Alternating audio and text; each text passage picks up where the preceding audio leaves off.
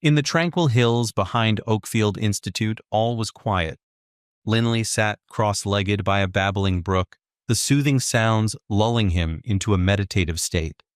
The surrounding earth and wind primals were remarkably clear, everything within a dozen meters of Linley more distinct than ever before. Primal earth and wind energies seeped into his body through every pore, with his muscles and bones absorbing the revitalizing energy. His physical condition improved steadily, though the progress was slow. Vast quantities of purified primal forces gathered in his chest, forming a concentrated center. The brook babbled endlessly beside him. Nearby, Nimbles gnawed on a game hen, completing a serene scene fit for a painting. While tranquility reigned in the secluded area inside the institute, the atmosphere was bustling with activity. Thousands of students from the academy, along with numerous magisters, and even many influential outsiders, had gathered to watch. It was time for the annual tournament. The institute's students were the best of the best. The first-year matches were spectacular, with fireballs, lightning bolts, and wind blades flying about. The third and fourth-year matches were even more dazzling, featuring auxiliary spells and area-of-effect magic like Stone Shatter, which unleashed boulders and lightning strikes across the arena. As for the fifth and sixth-year matches, they were absolutely breathtaking. A parade of spectacular spells took the stage, accompanied by thunderous explosions and booms. The spectating students cheered wildly, the atmosphere reaching a peak of excitement. Nearly the entire academy had assembled to watch. The annual tournament lasted almost an entire month, the liveliest and busiest time of the year at the Institute. During this festive period, Linley only watched a few of the fifth and sixth-year matches. He spent the vast majority of his time off from classes training alone. What's the point of a tournament that prohibits any lethal actions? Can you even call that a real tournament with such strict limitations? Under the guidance of Dennis, Linley had developed a disdain for flashy competitions, preferring to focus on honing his skills quietly. Linley, your task now is to focus on training and accumulating strength. As for battle experience, wait until you reach the fifth tier, then enter the outskirts of the monster ridgeline for a real test of survival, Dennis advised Linley. At the Grandview Inn, the most luxurious venue within Oakfield Institute's surroundings, Grant invited the four boys from the neighboring dormitory for a meal. On the first floor of the inn, the floor shone like polished glass. A row of elegant waitstaff stood there respectfully, ready to take orders at any time. Inside, numerous students in uniforms, both male and female, filled the space. The patrons here were generally well off, as even a simple meal could cost dozens of gold bucks. It was an expense Linley could not afford. The school competition had just ended, and most of the students in the inn were discussing it. This school competition was disappointing. I was so close to entering the semifinals. Who knows, I might have even gotten one of the top 3 places, Nathan complained. He was the youngest of the lot and also the most proud and confident. Grant laughed. It's quite a pity indeed. I didn't expect Troy to win first place in the end. Peter smiled without saying much. He was a nice guy who rarely upset anyone. Troy? Isn't he the one in our batch with exceptional natural talent and magical strength? Peter nodded with a smile. Yes, that's him. Naturally gifted, Troy's will force met the Tier 2 criteria even before he began training. This year, he focused on building up his arcane energy, making it easy for him to win first place. What good is talent alone? If we're talking about talent, can he compare to our Institute's number 1, Dexter Hardy? Grant sneered. I just can't stand that Troy.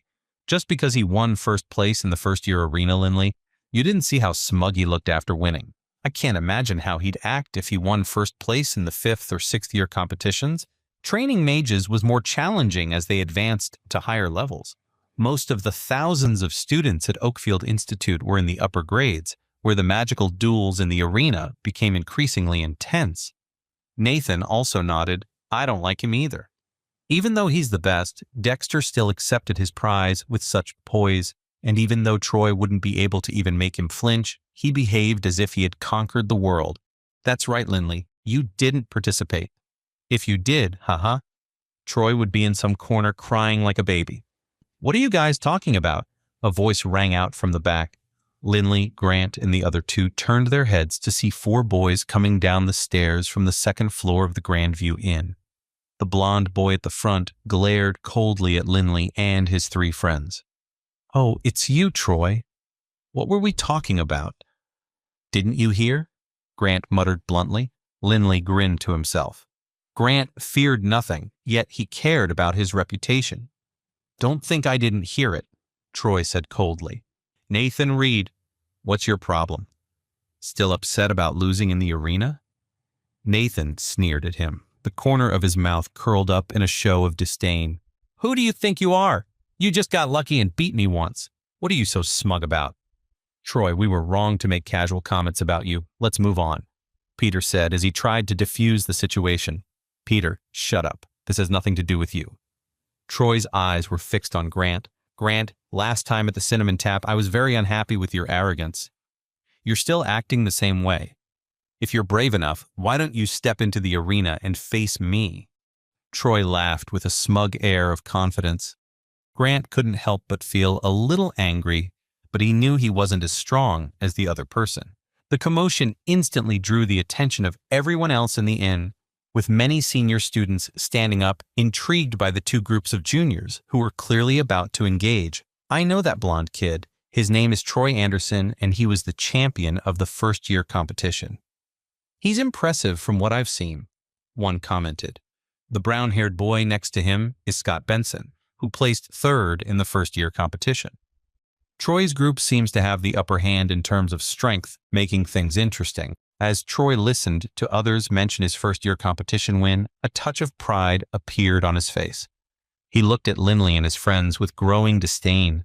"Hey," Troy glanced at the table where Linley and his three boys sat. "Juice? You're still drinking juice?" "Wow, Grant, that's kind of embarrassing." Seeing Troy's relentless attitude caused Linley's brows to furrow.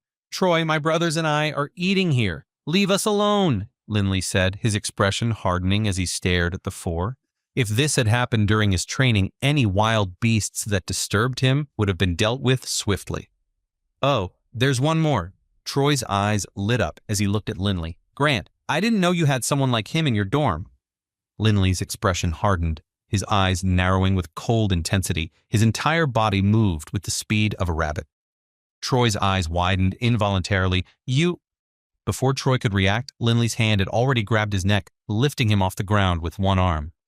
At this moment, Troy was rendered speechless, his eyes wide with fear.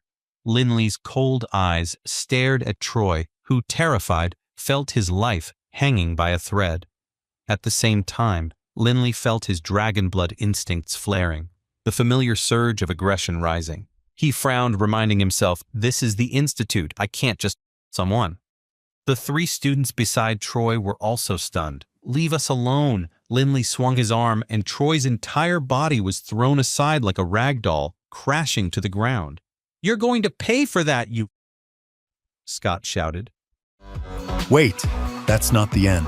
You've just had a free taste. Now get the full story on the Pocket FM app, link in description. Check out our next video and playlist, and don't forget to like, share, and subscribe.